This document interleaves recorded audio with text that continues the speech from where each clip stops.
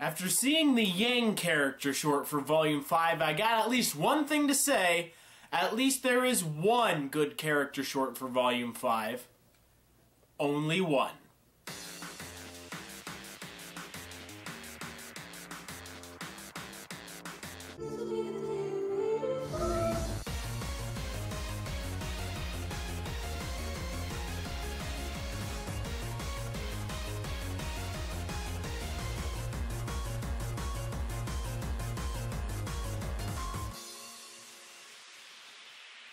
Hey, everybody out there in YouTube land. Jake of the OneManBand is back again, and Volume 5 of RWBY is officially on its course, on its way. Some episodes have come out, and, well, I still have yet to talk about the Yang character short. Now, I don't know how it was for you guys, but the Yang character short came out the same day Episode 1 came out for first members, so it kind of got pushed to the side as I concentrated on the Episode 1, because I'm still like in the process of moving in, getting everything set up and all that, so it got pushed to the side until now that I'm finally doing a video on it. But enough of my rambling, let's get to the actual video. So, the Yang character short starts out with a black screen with some audio. We can hear a motorcycle in the background. So, this is Bumblebee. The real Bumblebee, that is. So, we can tell that this character short is probably going to be some form of flashback, because we can hear the motorcycle, you know, being driven, and it's a black screen. So, I instantly thought, oh, okay, so she's still traveling across Mistral on Bumblebee, so this is probably going to allude to sometime during her past. And while this prediction is correct, my predictions for the Yang character short are not so correct. I did a whole video on how I thought the Yang character short was going to go down. Neither one of those really panned out in this character short, but somewhat of it panned out in Episode 1, so I guess I got some form of a win in there. But the character short opens up with Yang and RWBY back before Yang and RWBY went to Beacon Academy, and they're having a training session. Let it be known, the way that Yang is introduced in this character short, she is in the same position. She's standing in the same way that she was in the original RWBY poster concept art, and I think it's a real nice callback to older times, you know, back when this show was like super new and we were just starting to learn about the characters. And we do get to see RWBY and Yang in their Beacon Academy storyline attire in the new animation engine, and I think they look really good. So the possibilities of there being a remake of the first 3 volumes in this animation style is possible, although I personally wouldn't really want it. I would rather those stay as they were and have them be sort of like capsules of time, how RWBY was at the very beginning. So this training session isn't like a normal training session for our girls. We see that Yang is trying to teach RWBY the fundamentals of hand-to-hand combat, so she can hold her own if she was to find herself without her weapon, which we have seen RWBY be without her weapon a few times, and well, the outcome hasn't been in her favor very much. So Crescent Rose isn't in the picture in this character short. Now, while I find Yang's attempt to try to teach her sister in the ways of hand-to-hand combat, I personally think that it is not a very smart thing to be doing on her hand. If we really break it down, hand-to-hand combat isn't really all that efficient against the creatures of Grimm. We have seen instances where, yes, it has been able to work, but these people have had control over their aura and have used it as a weapon. RWBY isn't that kind of a fighter. She's the kind of fighter to use a weapon. And while I think she should be taught in some form of combat, rather than relying on her Crescent Rose, maybe using a knife or a dagger or some form of weapon like that, I don't think hand-to-hand combat is meant for RWBY as it's meant for Yang. Hand-to-hand combat is best suited, I believe, for human targets, not really giant demonic monsters. And what I kind of have a big gripe about is that we're showing that RWBY had these training sessions with Yang before the series even started, because it's shown in this character short that Yang is about to head off to Beacon, and RWBY doesn't make any mention that she's going to Beacon too, so this is taking place before Volume 1. So she's teaching RWBY these lessons before the show even starts. But we see later on in the series, in Volume 2 and in Volume 3, that RWBY still is completely useless without Crescent Rose. So this training session goes nowhere, and no fruit is bore from it. So it's completely useless. However, Yang and RWBY do not know that yet. So the training session goes on, and while we see that RWBY is totally out of her league while going hand to hand with her sister, she's able to get a few good dodges and blocks in through Yang's onslaughts, and she's forced to use her semblance to dart away from an attack that Yang was about to hit on her. Now, Yang says that it was a good dodge and, congratulates RWBY, but isn't saying that this deserves of a break. But, well, my friends, this couldn't be a simple training session, could it? It couldn't have been a training session where we get some in-depth look into Yang's character or even RWBY's character. Nope, because it's interrupted by good old Uncle Ursa. Now let me just be the first to say, that's a new Ursa! Yang falls under attack from a redone Ursa in this new animation style. Remember, we have not seen an Ursa since Volume 3, and seeing it here, it looks so much better. It has this... Now, I believe it looks more like an actual bear now with the elongated snout and just the way that it's shaped. The original Ursa, while just huge and bulky, looked like it was just as ready to give me a hug than to, cut my head off. It just looked too teddy bearish in its old form. In this new form, looks a lot more menacing, a lot more scary, and I, for one, am excited to maybe seeing more of these guys in Volume 5. Now, during this fight that Yang has with the Ursa, Yang pulls no punches, pun intended. She goes all out on this guy, blasting it with her Ember Celica, using some ranged attacks, and of course getting in close, doing that good old hand-to-hand combat damage that she is known for. Now, while the animation and the fight scene is gloriously animated, we get some awesome cool moves from Yang, and we get to see what this new Ursa can do.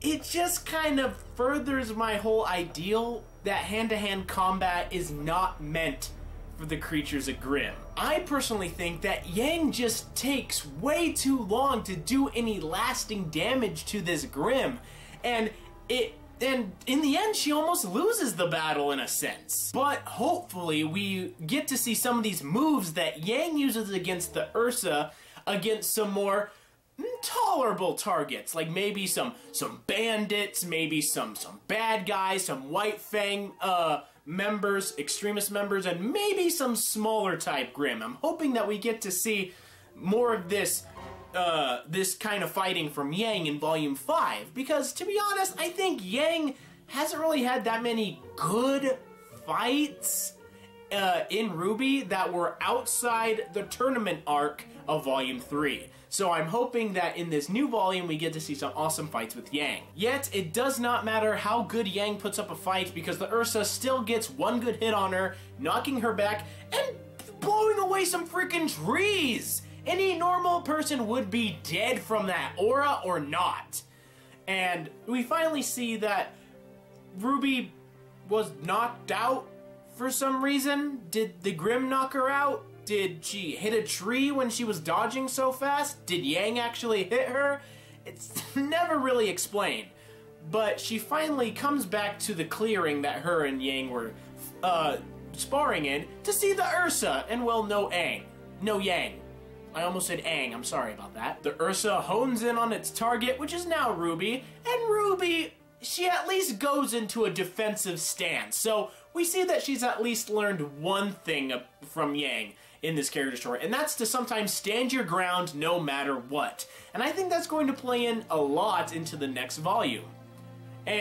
But Yang comes to, and in the nick of time is able to stop the Ursa from attacking her sister by throwing herself literally into the jaws of the beast to stop it.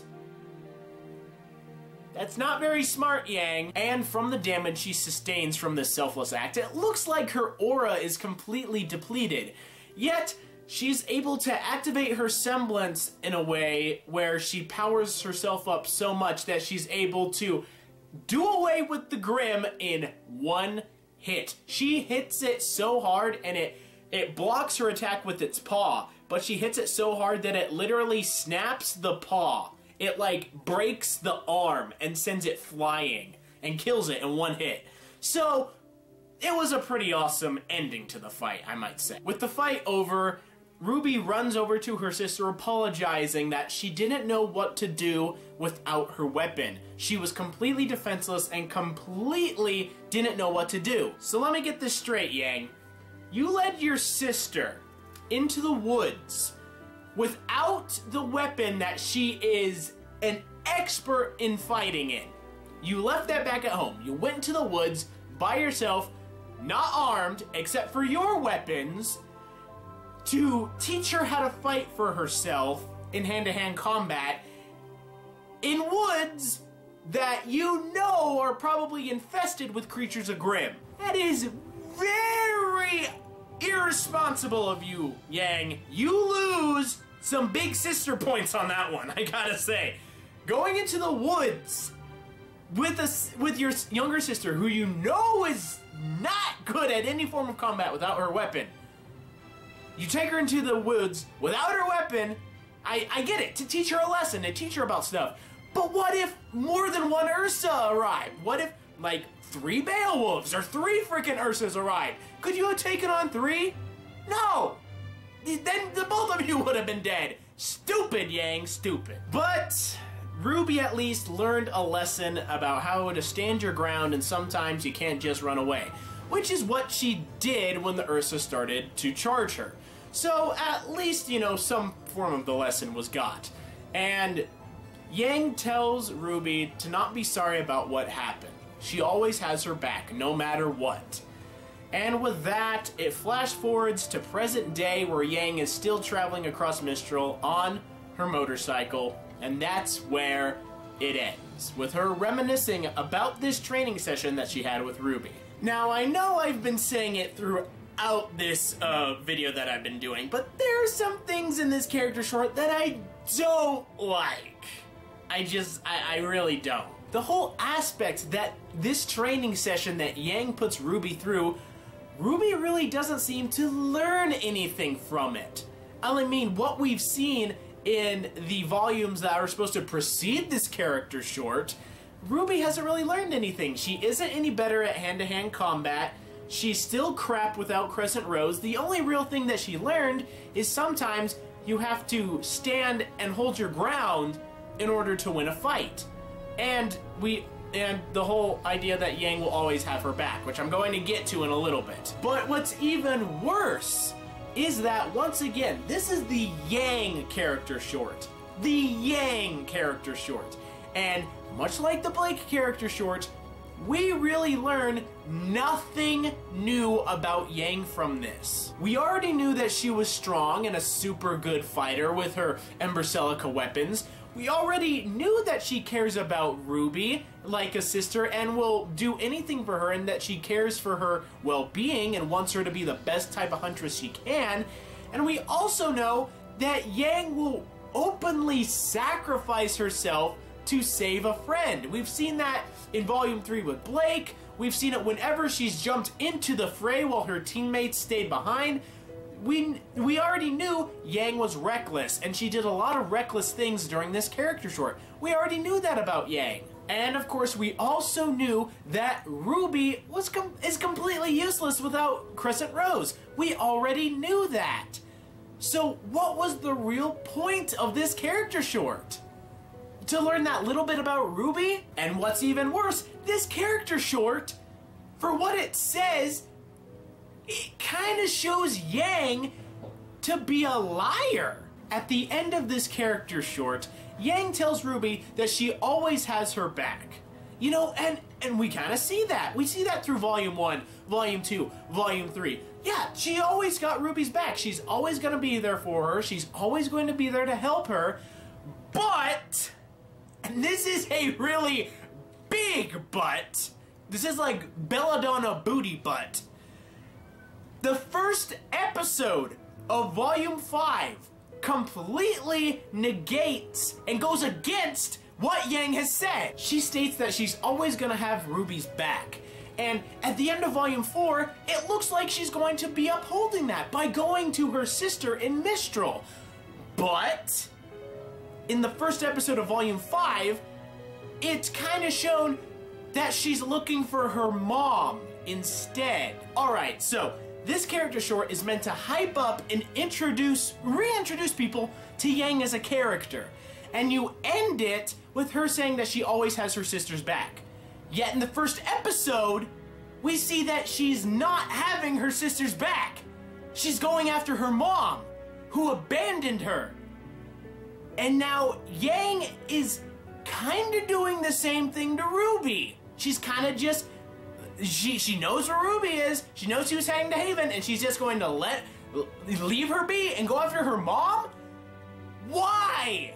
I don't understand why Yang is doing this. You lose more big sister points, Yang. And what's more is the whole concept of Yang's fighting style. Now, I've been talking about this during the whole breakdown of this character short, but I myself find her fighting style against the creatures of Grimm to be very ineffective. It took her way too long to take down this one Ursa.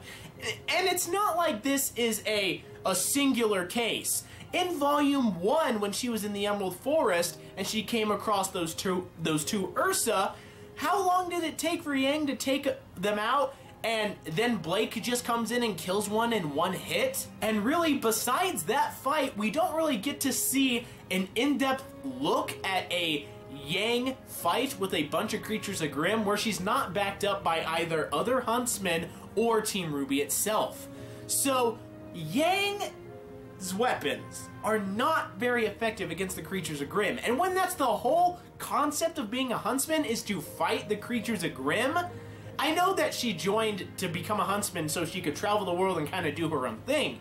But for the most part, you're going to be fighting creatures of Grimm. So, why would you choose such an ineffective weapon? And to be honest, my friends, after watching this character short and just digesting it, I went back and looked at the yellow character, the yellow trailer for Volume 1, and I asked myself, this trailer works. Why doesn't the character short work? And I figured it out. In the yellow trailer, Yang is fighting human enemies. She's fighting the militia twins, Junior, and, well, Junior's, you know, cronies, his bodyguards. She's fighting humans in the yellow trailer. And her weapons are very effective against humans. You know, punching someone is effective. Punching someone is very, very effective. You're going to get some damage out of it. But go into the wild, go into the woods, find a wolf, find a bear, find practically anything. Try to fight it with your bare fists. It's not gonna end well. You may win, but you are gonna be screwed and messed up after the battle. You may have won the battle by killing the thing or driving it off, but you're probably not gonna survive very long after that. You're gonna be ripped up, maybe bleeding out. But if you go into the woods with, like, a knife, a sword, a gun, you know, then you have a better chance of beating the wild animals out there. And the same thing is with the huntsmen. Why go out and fight monsters with your fists that has shotguns on them? And I know those are effective because they're shotguns, But during this fight with the Ursa, sometimes she wasn't even using the shotgun part of her weapon. She was just punching and kicking it. It's just her fighting style seems very ineffective against the Grimm, and I think she only really shines when she's fighting human opponents, which kind of makes it weird because she's not supposed to be fighting a lot of human enemies as a huntsman. She's supposed to be fighting creatures of Grimm. Hopefully, in Volume 5, they use this to this advantage, and she doesn't fight a lot of Grimm, but rather fights a lot of human enemies. That way we can see the better part of her fighting style. And maybe this means that we're gonna see an evolution in her fighting style, where she somehow gets better at fighting the creatures of Grimm. I don't know. But for the most part, this character short was a dud for me. It was mediocre at best, like the Blake character short. The only real good character short for Volume 5 was the Weiss one. To be honest, I'm sorry. Yang, I wanted you to have a good one. I really did. You are the last hope. But you just didn't do it for me. This character short didn't do it for me. If it wasn't the fact that I watched the first episode of Volume 5 right after this, right after I watched the Yang character short, I probably would have lost all hope with Volume 5. But thankfully, the first episode of Volume 1 was so good that it kind of brought everything back up. And with Episode 2 also out right now, review coming soon, I am glad to say that the show seems to be going in the right direction. So my friends, this one just didn't really do it for me. It really didn't. Yang, you have disappointed me. Hey everybody out there in YouTube land, thanks for watching this review of the Yang character short. I know it's a little bit late considering that it's been out for a while, but I had to get to it sometime. Don't worry, more reviews are going to be coming out soon of other RWBY stuff, and I'm going to be working on some other stuff for you guys, don't you worry. So, until next time, my friends, I want you to be a good person, tip your waitresses, keep moving forward, and I'll see you guys next time out there in YouTube land. I'll see you then.